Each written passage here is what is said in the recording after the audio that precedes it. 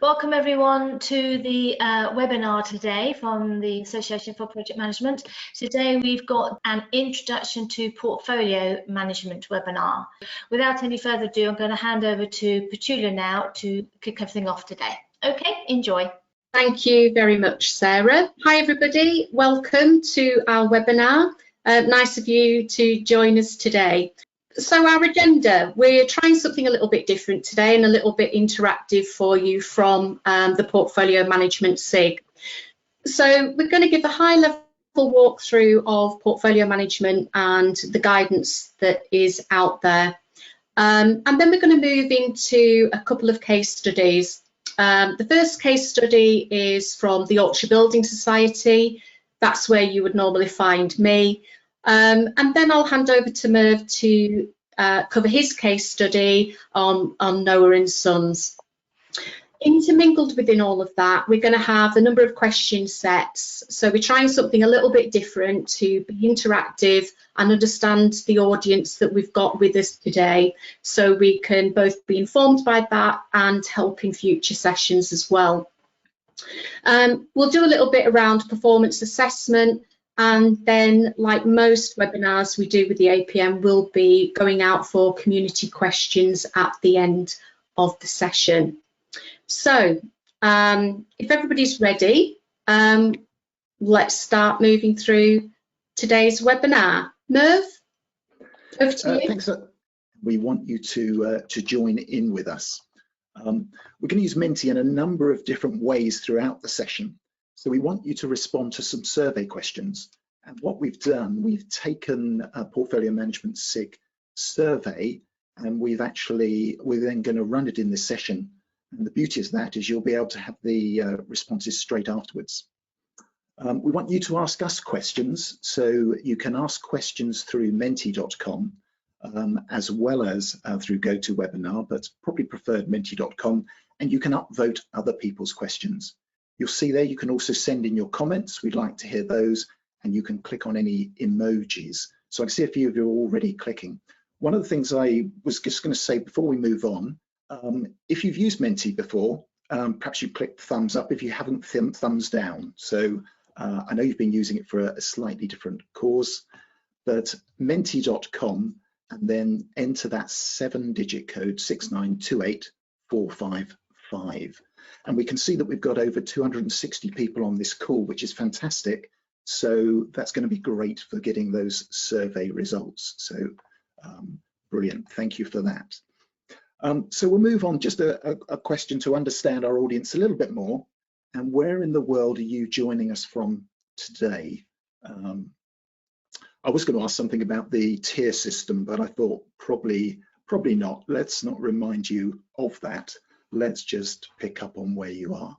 And I suspect we've got a mainly UK audience, but typically we do have people joining us from somewhere else. I can see Japan on there as well, which is brilliant.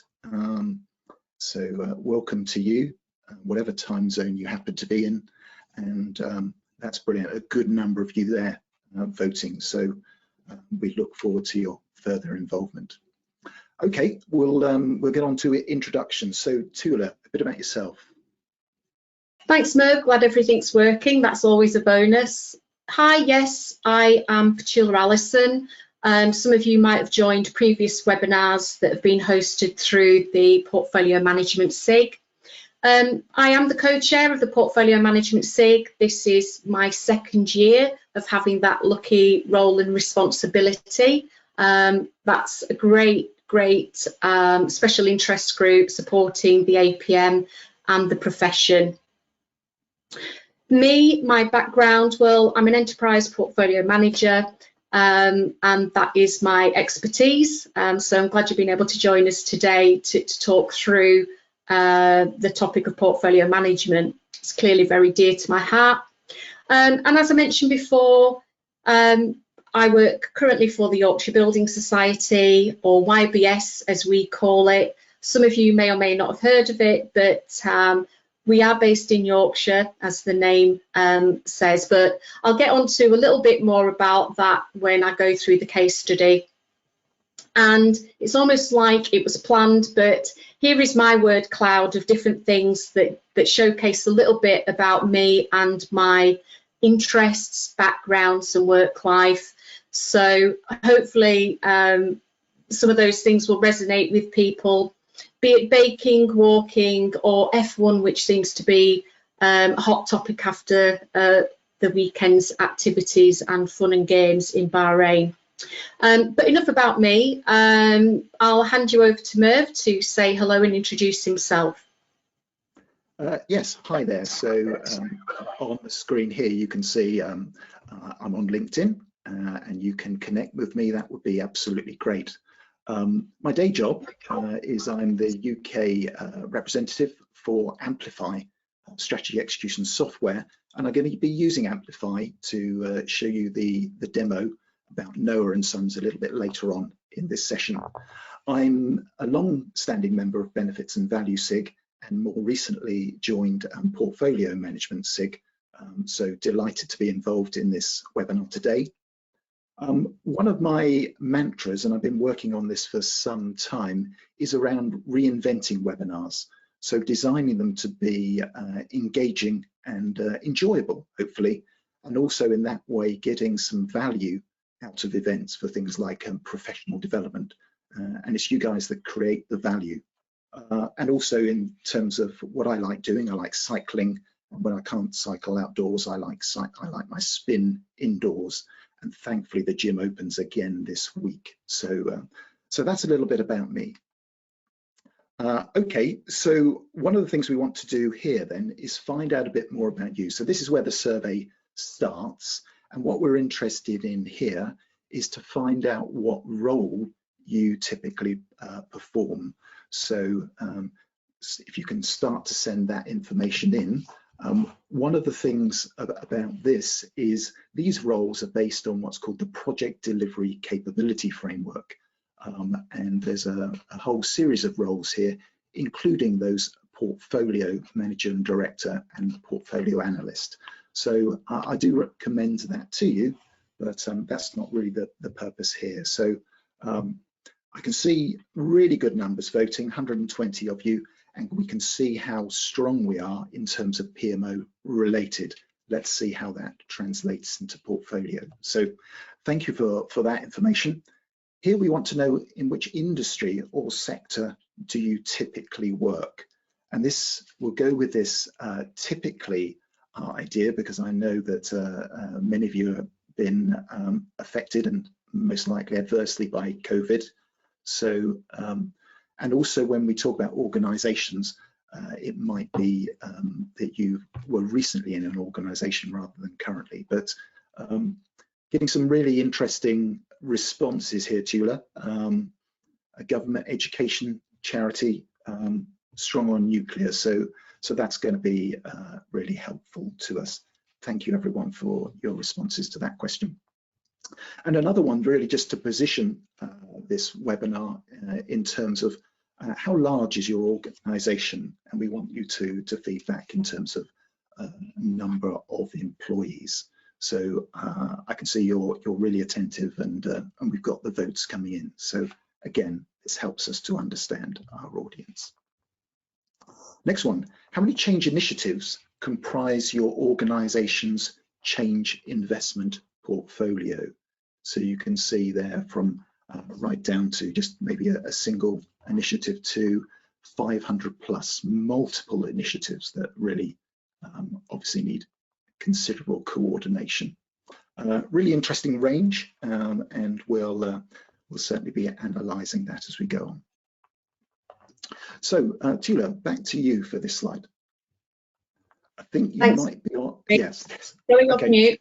The one thing I just want to say before I start running through, I will be coming off camera just to ensure I've got connectivity and continue presenting to you guys. So just to make you aware of that before I start this next session.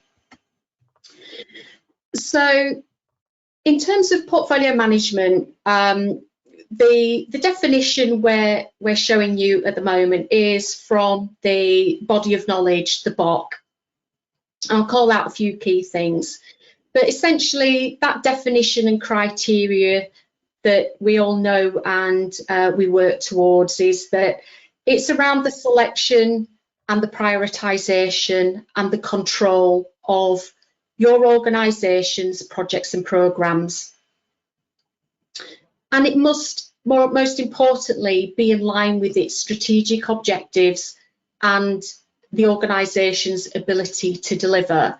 So I think the key call-outs there, which we'll pick up with in the case study, is around the importance of that selection and the need for prioritisation, and making sure that prioritisation is the right fit for your organisation and your strategic objectives. And then also touch on very briefly how you make sure that those things do align and that you've got the right criteria attached and associated with those things. And that is important. And that is the clear distinction between what is a portfolio management approach versus a program management approach. So if I move on to the next slide, what we draw out here is the definition from our guide to portfolio management. And this guide was produced by our special interest group by practitioners. And it's very similar, but slightly different. And it's a bit of a mantra that I run to and I very much work against, which is portfolio management ensures the organisation is doing the right things. I personally add in at the right time is important, so the schedule, and in the right way, so making sure you've got the right delivery method and approach to that. So there's a little bit more robustness there. And the thing we also get asked a lot about, and there is a comparison to, is the programmes and what is the distinction between them. Well, portfolio management is about managing many different component parts that deliver the strategic outcomes. So they might be striving to do different things. So one thing might be driving growth, one thing might be driving cost reduction. And they can work in harmony, but they're not necessarily doing the same thing. Whereas a programme tends to have very much aligned initiatives to that programme. So they're complementary and in sync. And that for me is the clear distinction there. So what does a typical cycle look like if we take it from the theory? And again, I want to call out, this is the theory and in practice how it works.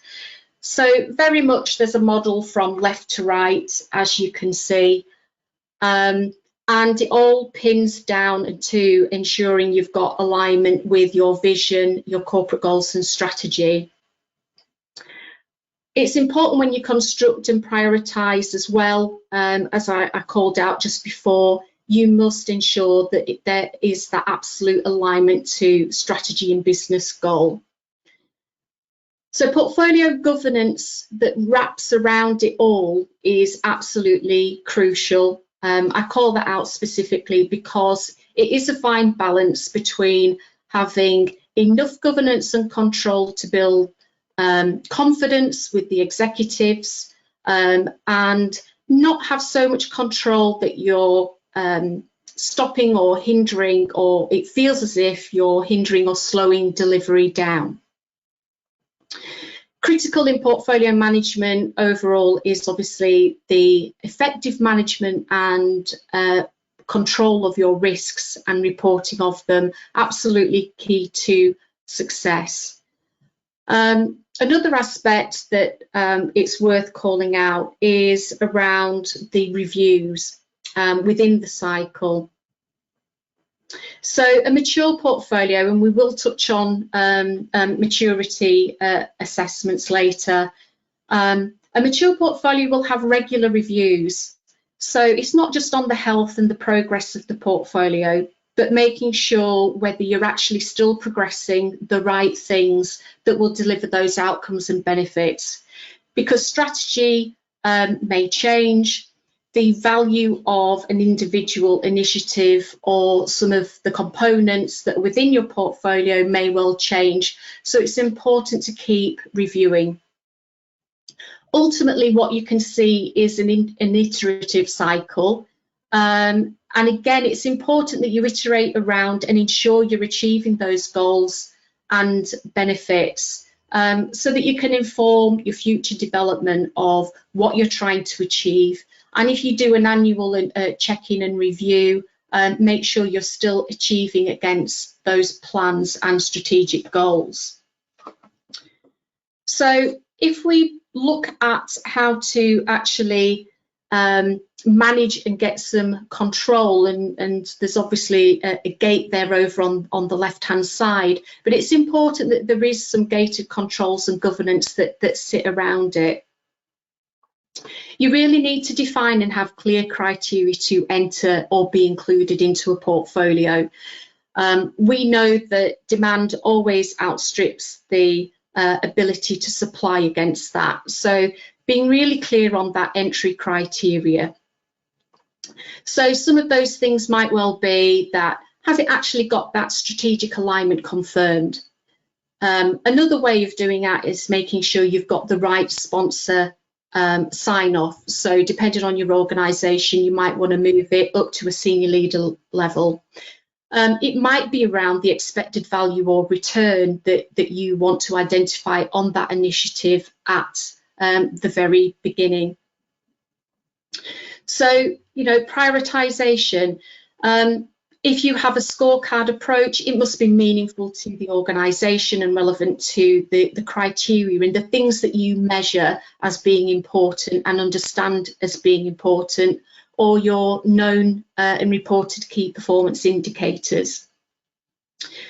From a delivery perspective, we do know that things change, and it's a simple line on there, but we know that it isn't that simple.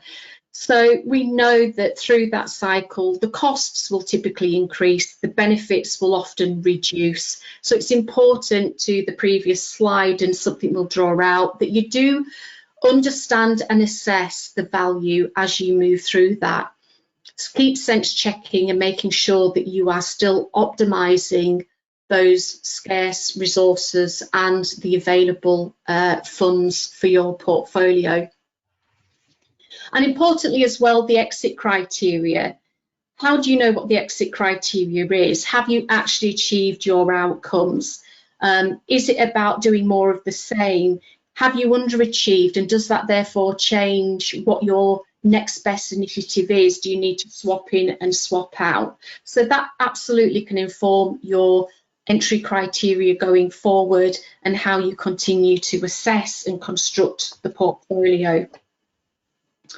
It might be, for example, that actually to make it harder or to drive more value, depending on your organisation, it might be about actually, are we getting the required NPV, or do we need to look at the return on investment? Do we need to look at a hurdle rate for the portfolio?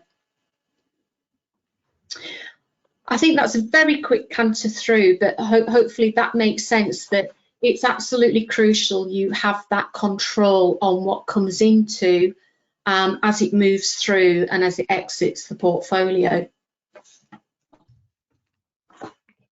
Okay, so I'm going to pick up on a couple of slides here. First one, we're showing you the benefit risk model that is actually taken from our guide. This is a very simple 4-box model, beloved of consultants. And what we've got here is the individual projects are shown on the grid, and the axis against which they've been plotted are the benefit along the bottom from low to high, and the level of risk along the y-axis from low to high. So, and you can see the investment value, investment cost of each of them, and there we are. Look, there's the biggie. So the size of the bubble is proportionate to the investment costs.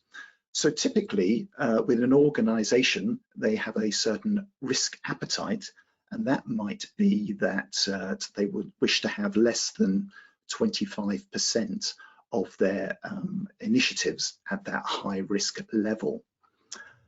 So in this particular case, you can see with our initiatives that a significant number of them are high risk. So what we might expect to be going on here is that the portfolio manager or director would be having conversations with the sponsor to see what can be done to lower the risk of those initiatives. So, for example, things like perhaps reducing the project scope or bringing in specialist suppliers who've done this sort of work before, or perhaps just breaking the projects up into more manageable pieces. So that way the level of risk can be reduced and the likelihood of achieving the benefit actually increased. So we'll see something around this prioritization as we go through, and hopefully my demo a little bit later on. The next slide that we're moving to is really about implementing government policy. So you can see that in the title of the slide at the bottom there. And this comes from the Treasury Green Book, which sets out guidance on the appraisal of public projects. Many of you will be familiar with things like the government major projects portfolio, from which the IPA are responsible for providing assurance against, which is a massive government portfolio of 125 projects at last count, with a whole life cost of £450 billion. But let's just take a quick look at what we've got here in terms of the, if we go from top down, from the policy level, at the policy level, goals and objectives and success criteria are identified for the policy. And below that, we have strategy. And what the strategy does, it focuses on how those policy goals will be met. So through the designing and planning activities that go on within the department, they will identify how those goals are going to be met. And then we come to what we're looking at today, the portfolio. And what the portfolio does, it sets out those enabling programs or work streams that will actually help to achieve the planned benefit or the return on investment. Below that, we have our initiatives, we have our programs, and we have our projects. And as you will know, programs are designed to achieve beneficial outcomes. And typically projects are expressed in terms of a focus on outputs. But we do know that there is some crossover between those two. For example, projects can deliver benefits. So that again is how government implements policy through portfolio management. This slide shows you the assurance process and where key decision points are made within projects and programs. And that's really important in terms of managing consistently across your portfolio. So just very quickly, we'll look at this in terms of our project, first of all, from conception through to operations. There are a number of different key decision points along the way that are typically expressed as reviews or gateway reviews. And these fall in line with specific stage gates. So along the way, there will be information that helps determine whether the project moves forward. And within that, there is also a process going on around the development of business cases. So again, Treasury Green Book sets out the type of business case that should be developed at each stage along the way. And you'll note here that actually the development of the business case shouldn't stop at any stage. Once you go beyond full, you expect to see an updated stage. Below this, we've got the names of the stages that you would see along the way to completion of the project. And finally, down the bottom, you've got programs that overlay the project, which has its own gateway and review process and decision points, typically the end of each tranche. So really the idea of this stage gate model is to show you that there should be a consistent approach to projects and programs within your portfolio. So over to you again, and we'd like you to answer a few questions that really then build on what I was talking about.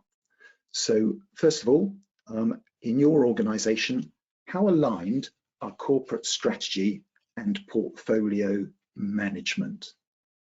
So there we've got options between not at all, right through to fully aligned, or in some cases, and actually it looks really rather low, we've got we don't do portfolio management. So quite an interesting spread there, I think, and quite reassuring, I think, to see about 2/3 between the somewhat and the fully aligned between the strategy and portfolio management.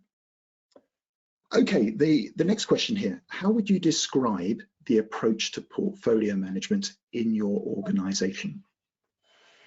So we've got a different way of displaying here, a lovely little donut shape, but we'll look through here, almost half in the informal space, but that's reducing down now, and we can see that's pretty much matched by formally managed at an organizational level. Again, that's good to see. It shows that level of maturity. And thank you for all that are voting. It's really great to see those sort of numbers coming through. So here we've got an if your organization has a PMO or equivalent, to what extent does it deliver portfolio management?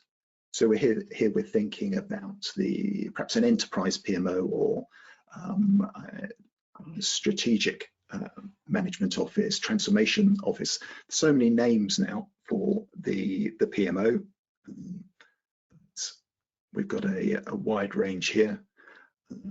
Most organizations do have a PMO, and we can see that portfolio management is being practiced in a really good number of them. So thank you for that.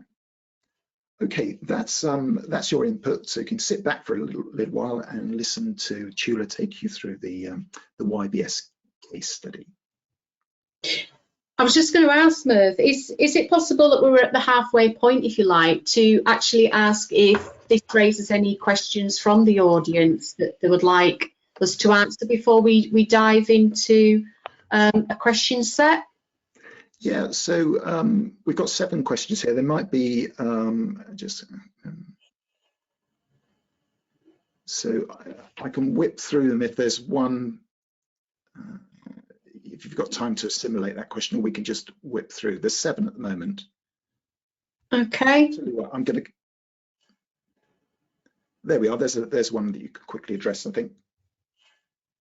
Yep. So if we're talking about the earlier frameworks, one is in the body of knowledge, which is available to buy and purchase. The other framework, which is outlined, is in the portfolio management guide, which is actually a free download, so you can get that on the APM website. And the other reference points are, again, APM materials. All can be found within the APM website. If you can't access them, please do let us know, and we can point you in the right direction. So how do you manage a number of different projects at the same time, as well as having the portfolio oversight and oversight of the PMs? It really isn't easy, and there's many complex components and parts. I think a lot of it comes down to your maturity of your organisation, having the right structure in place, and the right level of governance. So it might be a little bit of capability and maturity assessment, I think, needs to happen to make sure you've got the right resources and where your gaps may well be in helping manage those pieces. It probably sounds like the stretch is there, and I completely understand and get that. And it's probably a good point to talk through our case study, which will bring to life some of the challenges you get when you're fulfilling or trying to move from what I would call a small PMO to a portfolio management office. Okay, thanks Merv. We'll certainly come back to the questions. So moving on, so the YBS case study, the YBS, for those of you who don't know, is a long-founded mutual organisation. It is a building society. It was founded back in 1864. It has 3 head office locations at this moment in time. It has had more, and I'll explain why. And our purpose, our goal, the thing that's driving our organisation forward is about providing real help for real life, essentially thinking back to the heart of what a building society and being a mutual is actually meant to be. It's thinking about what we do and how we do it in terms of delivering for our customers and our members. And we are slightly different to other financial service organisations, so we aren't the same as a bank. We like to differentiate from them. We do put our profit back into the products we offer, so that's the mortgage products and saving products that we have out there. So our transformation journey started quite some time ago. I'll give you a little bit on the YBS then and a little bit about the YBS now. And most of the journey I'm going to talk you through is the bit in between. So when we were starting out our transformation journey, we were a very small building society, and our portfolio, which I would call a BAU portfolio, so by that I mean IT and small change, was the primary activity. So some of you might on the call might know and remember the financial crisis that most of the country faced a number of years ago. And our organisation, the YBS, was quite a well-established and a safe organisation actually at that time. And one of the things that we did to weather that rocky period was go through a number of mergers and acquisitions.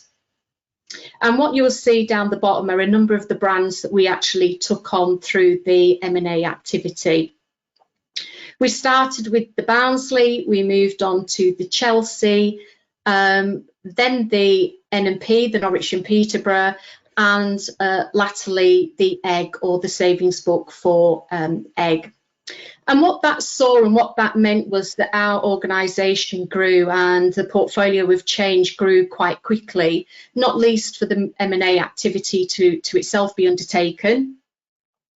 But then after that, obviously, we grew quite quickly through inorganic means, and we needed to find a way through that. So dealing with the system integration, dealing with the growth in the number of brands that we had, and deciding how we would best manage that and develop a strategy that fitted with this newly grown organisation.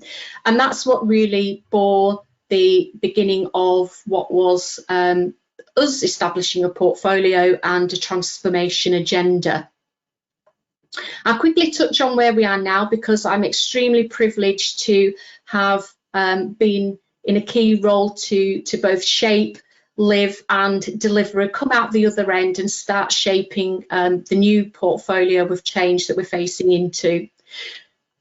So the portfolio investment size is reducing down from what you can see on the left. So, you know, we've completed the 5-year transformation journey, and we went up to circa 95 million. Now demand far outstripped that per annum, and those are per annum figures. But we are focusing on our digital agenda, like most people, thinking about how we best work for our customers in doing that. And we're dealing with having a mix of delivery approaches, which a lot of us are in terms of portfolio management. We are bimodal. We have a mix of agile projects and the traditional waterfall projects within that. Added to that complexity, we also have a federated change model approach, which means we're supporting the business in their own business change agenda. If you can take me to the next slide, Merv, please. Thank you.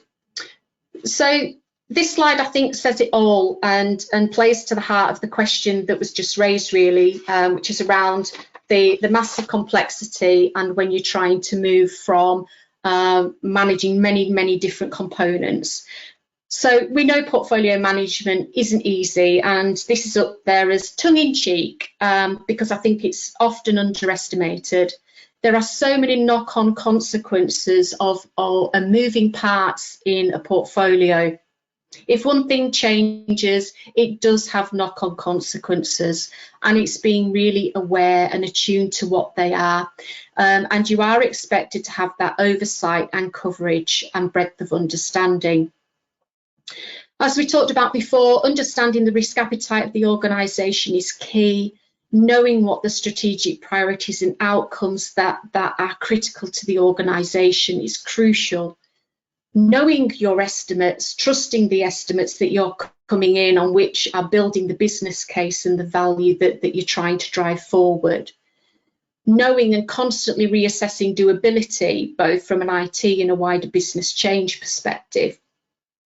Most of us out there will be working within regulatory parameters, whichever industry we're working to. In financial services, we've obviously been heavily regulated directly as a result of the financial crisis, and that absolutely impacted what we did from a portfolio management perspective. And at the heart of all of that, we've got to remember we have to deliver value.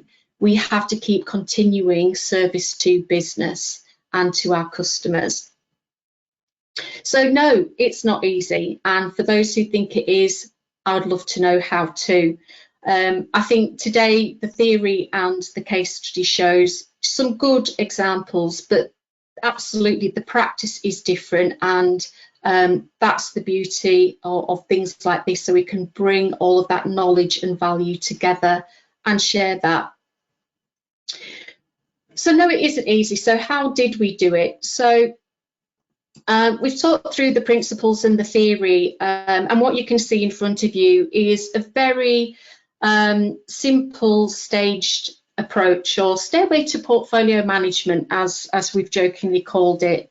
But we took some very simple steps forward when we were centering our portfolio.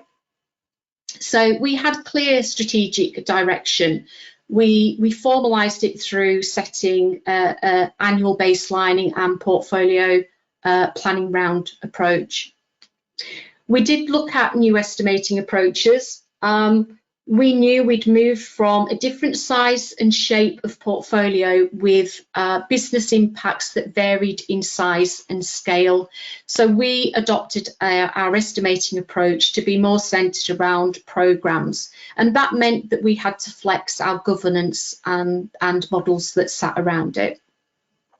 Critical within that was an engagement approach, and we adopted an approach to ensure engagement on the ground and at the senior leader or the chief officer level. And we did that by having champions that ensured alignment to strategy at the top level, and increased awareness and understanding of the initiatives on the ground, so that the business had that insight and oversight at different layers across the organisation that was staying true to the heart of what the portfolio was trying to achieve. We had in place quite a good and robust benefits management framework, but obviously that needed to be revisited to ensure all of the KPIs, all the objectives, everything on our transformational roadmap was accounted for within that framework.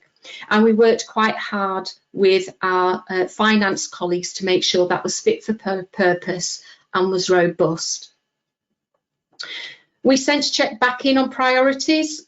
We did that because as we were assessing certain constraints and getting the feedback in from our touch points, we re-sense checked that direction and strategy. It was important to do that at that time because we were also looking at the doability. So sometimes, you can't always achieve what you want to achieve because there are doability concerns and measures. And we looked at different proposals and ways of managing that through. to understand what the organisation appetite was to look at different approaches to delivery, looking at outsourcing certain things, looking at appetite to actually spend more to achieve some of these outcomes. But they were some of the simple steps that we went through to plan our portfolio. And it looks simple again and easy, and in terms of absolute time and duration, that activity probably spanned around 4 to 5 months in elapsed time. So if I take you on to the next part of the presentation, where we adopted a very simplistic model and approach to prioritisation. And as I said before, it was about making sure we were doing the right things at the right time and in the right way. And it always has to be within the organisation's constraints, whatever they actually may be. So be it cost, be it SME or time frame, whatever they may be, are important in managing through. So some of you may have seen similar models approaches in either Corporate Executive Board or Gartner in terms of their guidance. But we had an enterprise portfolio, and we agreed a simple principle of 4 buckets. And within those buckets, we made clear that actually, although regulatory change is often not seen as strategic, it absolutely was for us. We needed to remain regulatory compliant. We also needed to make sure that the regulators were happy with what we were doing because of the amount of oversight that they had on financial services. So they were always going to be our priority ones, to protect the business and make sure we could remain operational. So we weren't counting apples and pears in with the stuff where you could measure growth and value through a traditional scorecard. Priority 2 were our infrastructure projects, and I'll call them our must-dos. So they're making sure we're keeping the lights running. You've got your software upgrades, you've got your IT hardware in place, you've got all of that taken care of. Again, things that you need to do and make sure happen, but probably with a focus and a lens of making sure they're as cost efficient as possible, given that they aren't driving true value and or benefits back into the business. So the ones where we equalised the playing field were on our priority 3s and 4s, and these are the actual priorities that we had in place. So priority 3 for us was around productivity and efficiency. It was really important that we actually became more efficient as an organisation and drove some of the cost out that we'd incurred through the merger and acquisition activity. So that became our next best imperative after we maintained our core operation. And then 4 became around our growth initiatives, so the things that were really going to grow the organisation once we had it as efficient, lean and effective as it could be. So they're the priorities as we had them. And within each of those buckets of categories, we had relative ranked priorities that sat within them. So how did we do that? On top of the priorities that we actually had and the way we operated, we knew we needed to revisit and look at our life cycle. And as you'll see, our change life cycle very much harks back to the life cycle we saw before. But we included within it absolutely understanding the strategy as you move around through from identifying your right changes, having those gateways, making sure that you've shaped the initiative appropriately before it fully enters for your portfolio to deliver that change. So we looked at and understood that the organisation and its maturity did need a change to our governance framework to fit the type of portfolio we had and the way we were looking at change to make sure portfolio management was understood across the wider business. So just calling out what I mentioned before, the ripple effects and consequences when you're managing a portfolio are great. And this is actually an extract from a slide that was used to play out some of the messaging up to our chief executives. So the ripple effects and knock-on consequences are great, and they're not always understood. So when an estimate changes or resource availability changes, it does have that domino effect. We worked quite hard to understand where we could offset or do swaps or trades to minimise impacts. And there is a lot of analysis that's required and a great understanding of your portfolio that's required to actually deliver that. But I thought that was just useful to show you. Part of the storytelling and managing the stakeholder upwards is crucial. I'm also going to move on and show you a couple of slides again that are actual extracts from the reporting we did to our executives. So this shows how some of the priorities changed over time, and you'll see over on the left hand side that relates to the buckets that we talked about, and you'll see how the regulatory line remained true and consistent, but actually over time the infrastructure lines change, and one of the reasons that changed was because it had a lot of capability in it that our transformation type initiatives needed in order to move and drive the business forward. So I think that's really useful to bring to life the changing priorities, and actually that's okay sometimes. And I'll tell you why it's okay sometimes, and I'll take you to the next slide. So there are a lot of internal and external influences that impact, that actually you might need to change course or direction, but you stay true to your strategic outcomes and portfolio. So on the left-hand side, you can see some of the internal influences we had and the external influences that were affecting us. For us, it was things like Brexit, it was regulatory change, it was working more with third parties, multiple things influenced, but we stayed true to our course to achieve those strategic outcomes. Again, you know, back to the narrative, it's really clear that you need to tell the story and be clear on those knock-on impacts and consequences to managing that portfolio through to achieving outcomes. So us and what we achieve, this is really calling out for us. We did actually set out to and achieve a transformation portfolio, and we did deliver and quite successfully the regulatory change and the other key drivers for us, which was around unifying the brands, around getting a new mortgage platform, and really transforming the business and reducing a lot of the costs that had been brought in through mergers and acquisition. Did it take slightly longer? Yes, it did. Did it cost slightly more? Yes, it did. But overall, the business case sat and the business case stood because we did do that regular review of the portfolio.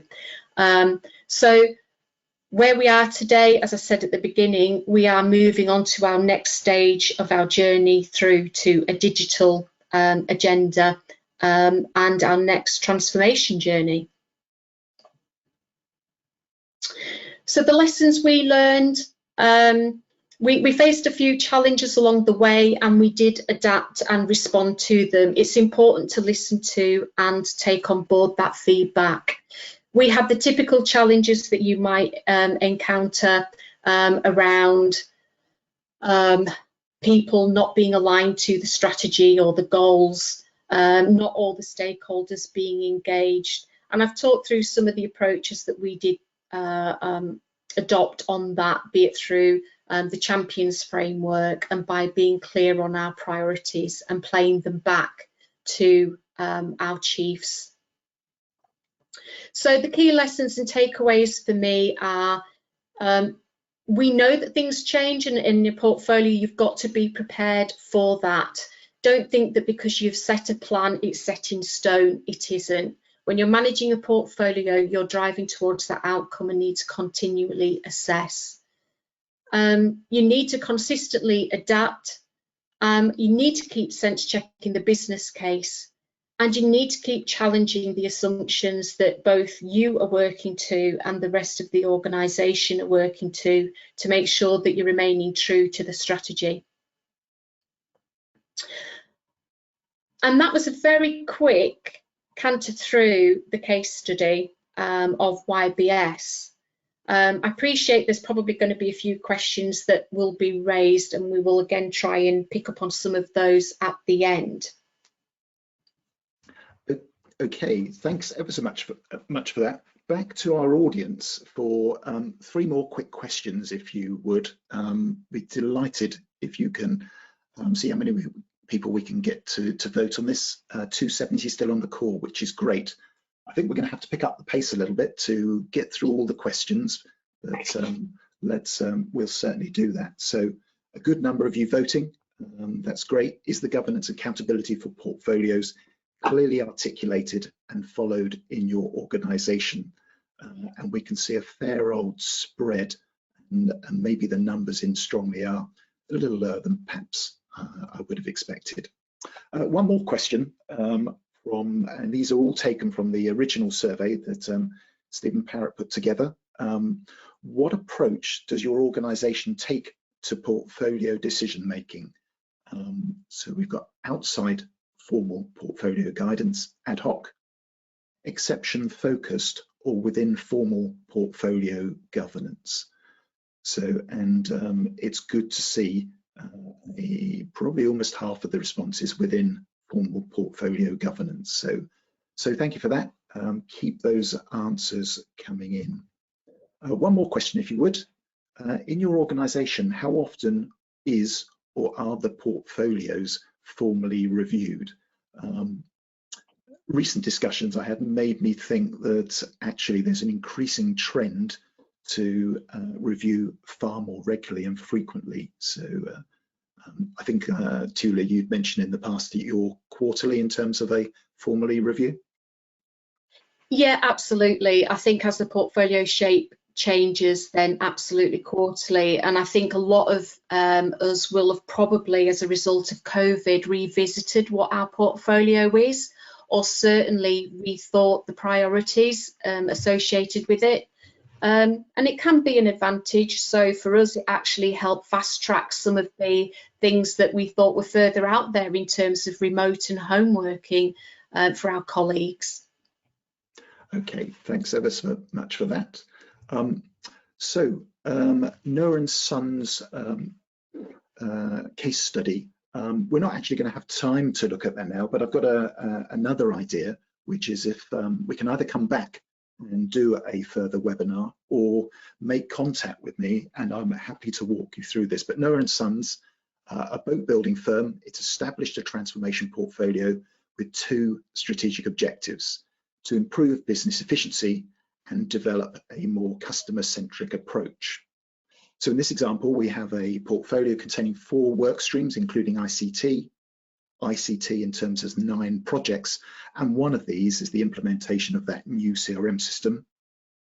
And what we'd see is the portfolio would appear healthy, but the CRM project is underperforming. So that's what we will be demonstrating there. As I say, I don't think we've got time now, but the key elements I wanted to talk about and show you was what we call our initiative hierarchy. And if you think back to what we saw in terms of the government major project portfolio, or the extract from the Green Book, there's a very clear initiative hierarchy linking strategy right down through to the individual projects. Benefits mapping, if you've been on a previous webinar with the benefits and value sig, you would have seen that, but it's very important to link your objectives from the right across the left.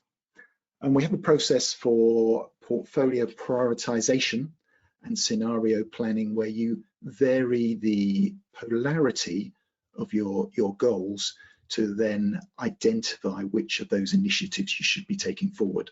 So, so that's in there. And then stage gate process, really, really important to actually have good, strong governance and clearly understood published criteria for actually moving projects forward throughout the stage gate. And finally, dashboards and reporting. One of the things you could do is go to our website and just have a look through the guided tour. It'll only take you a couple of minutes, and I recommend you do that, and you'll be able to do that from these slides afterwards. So we've got a couple more questions to see us home. What level of portfolio management information reporting is performed in your organization? And here I'll give you a little bit of time, but you've the opportunity to multi choices or select more than one option. So we're seeing a broad range of management information that is produced, if you like, within your organization. I guess we're looking for performance of information at that portfolio level. So thank you for your responses on that one. Now we have a scalar question. Again, if you can just work through these, you can skip them, skip the odd question if you haven't really got a response, but we're looking for these identified challenges and asking how successful is your organization in solving them. So I will just dwell on here for a little while to allow you to send those responses in. As that's happening, Petula, I'm going to propose that we don't go into discussing the portfolio performance assessment maturity model, but point people towards that within the guide. Does that work for you? Yeah, absolutely. I think it's just important that you do bear in mind, I think we pulled it out earlier, Merv, that you really need to understand where your organisation is at in terms of maturity and where it's aiming to be, and make sure there's support for whatever level of maturity you're aiming to be at. That's important to make sure you do that. But yeah, I think it's important, Merv, we have run out of time, but it's important for us to bring material and information relevant to the community forward. So I think we've just got a last question around. Yeah, there's a couple more. I think you're after the question on the hot topics for the SIG. Yeah, have we got time for these? Yeah. I think, well, look, if people indulge us with 5 minutes more, I think we'll be all done, and then we at least complete the survey as well. So based on that, maturity of portfolio management in your organization, and you'll be aware that this is the standard scale there, in terms of you can see it: awareness, repeatable, defined, managed, optimized, and a fair old spread, but we can see very few would say that they are optimized at this time. So clearly, work to do for the SIG, I suppose, in terms of helping organizations do that. So I think that's key, yes, and we can support people with that. So they need, if they want to reach out, we can absolutely help with that. Yeah. So this is just a different style of question, open question, but if you can just give us some information around the main barriers that you identify towards effective portfolio management. So we'll leave those to come in. Thank you for those responses. I think this was the question that you're after in terms of what hot topics would you like the portfolio management SIG to tackle? Absolutely. To make sure we are adding value to the community and getting feedback ourselves, because the profession is changing quite a lot and the challenges it's facing. So agile tends to be something that's challenging a lot. Using the right tooling, which is interesting. We could have shown you some of that. Unfortunately, we've run short on time, so I think we'll be able to come back in, Merv, with a slightly different approach. Senior management stakeholder buy-in is crucial. We talk a lot about, and it's a new concept of a portfolio sponsor, which is a slightly different play on what's written in the current textbooks, which is actually somebody specifically championing and supporting the portfolio in its entirety up to board or whatever your construct of governance is. I guess just finally, to show you the guide that we've been working from, the Portfolio Management, a Practical Guide. We'd love you to go along and help yourself to that guide. It's free to members. And then a bit of a plug for the guide that we think is very much a sister product, the Guide to Using a Benefits Management Framework. And I am aware of the previous webinar that YBS actually did on that topic, which was great. And there's a bit.ly link that will take you directly to portfolio management resources within the APM website. That's really it from me, apart from saying, do please connect. And if I can help you with that Noah and Sons demo, then I'm happy to do that at another time. But perhaps Petula, to you for last words. Yeah, just thank you very much for joining us. We are doing a series of webinars to support everybody working through the challenge of portfolio management and the new ways of working. The guides are free to download. Please try and use and access them. And if you need help interpreting them with real life case studies or experience, we can do that through the SIG, or you can contact myself and Merv in the first instance, and we'll do our best to help you. So thank you very much. Thank you, one and all.